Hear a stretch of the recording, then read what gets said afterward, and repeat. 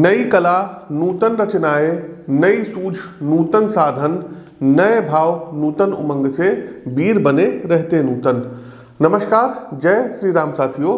ज्योतिष के इस मंच पर मैं पंडित आशीष वत्स लखनऊ से उपस्थित हूं। आप सभी प्रबुद्ध दर्शकों के समक्ष तुला राशि के जातकों का राशिफल 2024 लेकर के। वर्षफल 2024 तुला राशि के जातकों के लिए कैसा रहेगा, इस वर्ष को अपने अनुकूल बनाने के लिए क्या कुछ आप आवश्यक उपाय कर सकते हैं।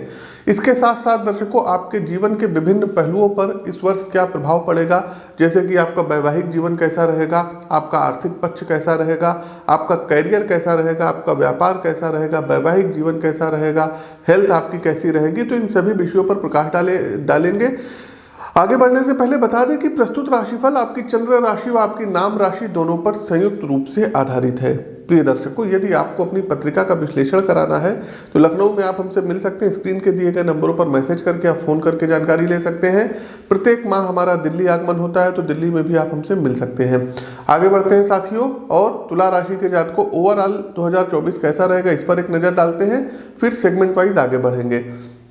तो देखिए, साल 2024 तुला राशि के जातकों के लिए कुछ मिले जुले परिणाम लाने वाला सिद्ध होगा, जिसमें जो है ग्रह गोचरीय स्थिति कई तरीके से आपका प्रॉपर सपोर्ट करेगी। तो कुछ मामलों में आपको सक्सेस के लिए थोड़ा सा एक्स्ट्रा एफर्ट लगाना होगा। वर्ष की शुरुआत से लेकर के 30 अप्रैल 2024 तक देवगुरु बृहस्पति आपके 7वें भाव में गोचर करेंगे। इस दौरान विवाहित जातकों के लिए जीवन में कुछ समस्याएं आएंगी। साथ ही साथ व्यापारियों को अच्छा मुनाफा कमाने के अच्छे अवसर मिलेंगे। इस दौरान आपका बिजनेस भी ग्रो करेगा। इस पूरे वर्ष शनिदेव आपकी कुंडली के 5वें भाव में रहेंगे, जिसके चलते विवाहित लोगों को संतान प्राप्ति के योग बन रहे हैं। आपका परिवार पूर्ण होगा। यदि किसी प्रकार की कोई दिक्कत जो है परिवार को आगे बढ़ाने में आ रही थी, तो इस वर्ष खुशियां लेकर के आया है। वहीं मई 2024 से गुरु ग्रह वर्ष के अंत तक आपकी कुंडली के 8वें भाव में गोचर करेंगे। इसके अलावा राहु आपकी पत्रिका के 6ठे भाव से व केतु 12th हाउस से गोचर करेंगे, जिसके चलते आपकी आर्थिक स्थिति अनकंफर्ट आप हो सकते हैं, अस्थिर हो सकती है। आपके पारिवारिक जीवन में भी कुछ अशांति का माहौल पैदा हो सकता है। आपको अपनी प्रॉपर्टी ना चाहते हुए भी सेल करनी पड़ सकती है। व्यापारियों व नौकरी पेशा लोगों को इस दौरान कुछ निराशाजनक परिणाम प्राप्त हो सकते हैं। प्रेम व वैवाहिक जीवन में भी चुनौतियां कुछ बढ़ सकती हैं और मामला ये कोर्ट कचहरी तक जा सकता है। तो इस साल थोड़ा सा संभल कर आपको चलना होगा। बस एक बार क्या करिएगा, अपनी पत्रिका का विश्लेषण जरूर करवा लीजिएगा। प्रत्येक माह हमारा दिल्ली आगमन होता है, तो यदि आप दिल्ली में व्यक्तिगत तौर पर हमसे मिल करके अपनी पत्रिका का विश्लेषण करवाना चाहते हैं तो स्वागत है, आप लोग दिल्ली में भी मिल सकते हैं। आगे बढ़ने से पहले साथियों, 2023 में जिन लोगों ने परामर्श वगैरह लिया था और जिन लोगों की जॉब वगैरह लगी थी, कुछ लोगों का ही नाम मैं यहाँ पर लूँगा और इनको ढेर सारी शुभकामनाएं। सबसे पहले जो है देखिए, यूपीएससी का रिजल्ट आया था और वर्षा जी का चयन यूपीएससी का एग्ज़ाम इन्होंने क्रैक किया था और आईआरएस पोस्ट पर इनको जो है सिलेक्शन मिला, तो ढेर सारी शुभकामनाएं। इसके अलावा जो है शिवम प्रजापति यूपीएससी का इन्होंने भी एग्ज़ाम दिया था और आईईएस इंडियन इंजीनियरिंग सर्विस में इनकी 36वीं रैंक ऑल ओवर इंडिया आई थी, तो आपको भी शिवम ढेर सारी शुभकामनाएं। सौरव यादव जी का चयन एसडीएम पद पे हुआ है। उसके अलावा जो है शुभम यादव 13वीं रैंक आई थी यूपीपीसीएस में एसडीएम में, ढेर सारी शुभकामनाएं। भूपेंद्र सिंह जो है बीएसए बने हैं, आपको भी भूपेंद्र ढेर सारी शुभकामनाएं। और भूपेंद्र की पोस्टिंग इस समय यूपी के प्रतापगढ़ में है। सौरव यादव, अखिलेश तिवारी जी, अभिषेक सिंह जी, आप सबका चयन यूपीपीसीएस में हुआ। विजय तिवारी, नायब तहसीलदार अमिताभ तिवारी, नेहा तिवारी और उमेश पांडे का चयन यूपीपीसीएस में हुआ। अनुराग त्रिपाठी का चयन यूपीपीसीएस में हुआ है। अजेंद्र का चयन जो है समीक्षा अधिकारी में, अमन पाल का चयन समीक्षा अधिकारी में हुआ है। इसके अलावा राहुल यादव का चयन बीपीएससी में हुआ है शिक्षक भर्ती में। प्रियंबदा गुप्ता का भी बीपीएससी में हुआ है। प्रिया सिंह का चयन हुआ है, बीपीएससी में हुआ है। और उसके बाद फिर प्रिया का चयन जो है यूपीपीसीएस में जो है लेक्चरर पद पर हुआ है। प्रियंबदा गुप्ता का हुआ है, आकांक्षा सोनी का हुआ है और विक्रम सिंह जी का चयन हुआ है, लॉ अफसर है। अर्जुन सिंह का चयन यूपीपीसीएल में हुआ है। अर्जुन जी ढेर सारी शुभकामनाएं, काफ़ी दिन से आप निराश थे। पूजा जी को जो है मतलब ट्रांसफ़र, मनचाहा ट्रांसफ़र मिला है और पुत्र रत्न की प्राप्ति हुई है, इन्होंने भी परामर्श लिया था।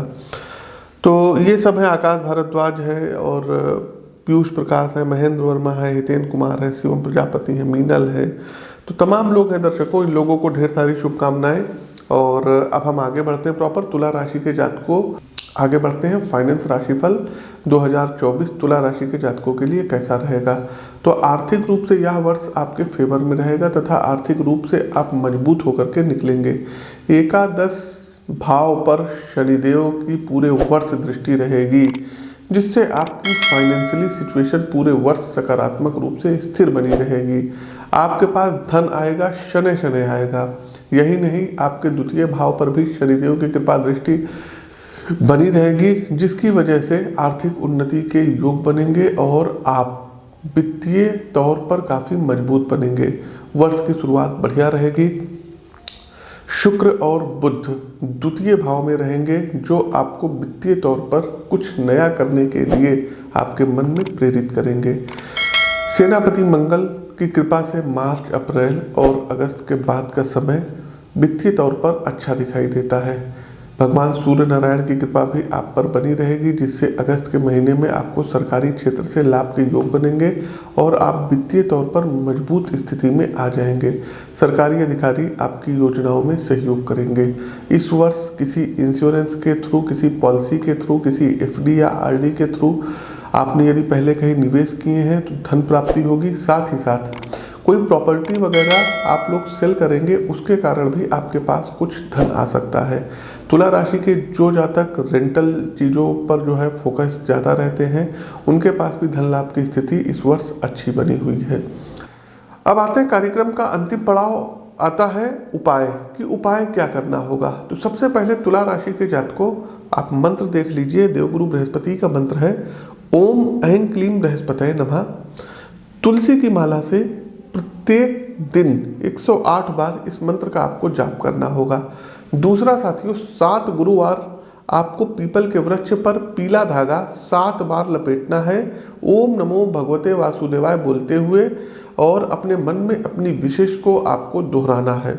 ये आप शुक्ल पक्ष के प्रथम गुरुवार को करेंगे।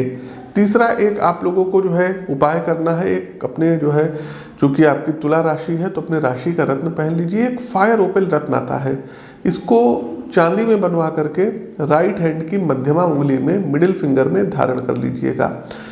कोई भी रत्न धारण करने से पहले एक बार अपनी पत्रिका का विश्लेषण जरूर करवाइएगा। साथ ही साथ दर्शकों, आप लोग चाहें तो नीलम रत्न भी धारण कर सकते हैं। एक 14 मुखी रुद्राक्ष यदि आप लोग व्यापार करते हैं तो 14 मुखी और 1 मुखी रुद्राक्ष का संयोग जो है आप लोग जो है अपने गले में धारण कर सकते हैं।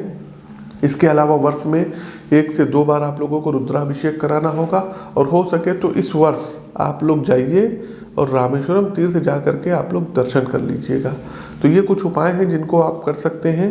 कुछ चीज़ें हैं, छोटे छोटे टिप्स हैं, जैसे सुबह जब आप उठते हैं तो दोनों हथेलियों के दर्शन कर लिया करिए। क्राग्रे वस्ते लक्ष्मी, कर मध्य सरस्वती, कर मूले तो गोविंदा, प्रभाते कर दर्शनम। इससे लक्ष्मी संबंधी जो है जो है दिक्कत आ रही थी, अर्थ संबंधी जो है जो भी दिक्कत आ रही थी, तो माँ लक्ष्मी की कृपा दृष्टि आप पर बनी रहेगी। दूसरा साथियों, आप लोगों को गुरुवार वाले दिन बेसन के लड्डू 200-250 ग्राम खरीद करके गाय को खिलाने होंगे। तो ये भी उपाय जो है अच्छा उपाय है, इसको भी आप कर सकते हैं। तो साथियों, अपनी वाणी को विराम देते हुए ज्योतिष के इस मंच से मैं पंडित आशीष वत्स आप सभी प्रबुद्ध साथियों से विदा लेता हूँ। नमस्कार, राम राम।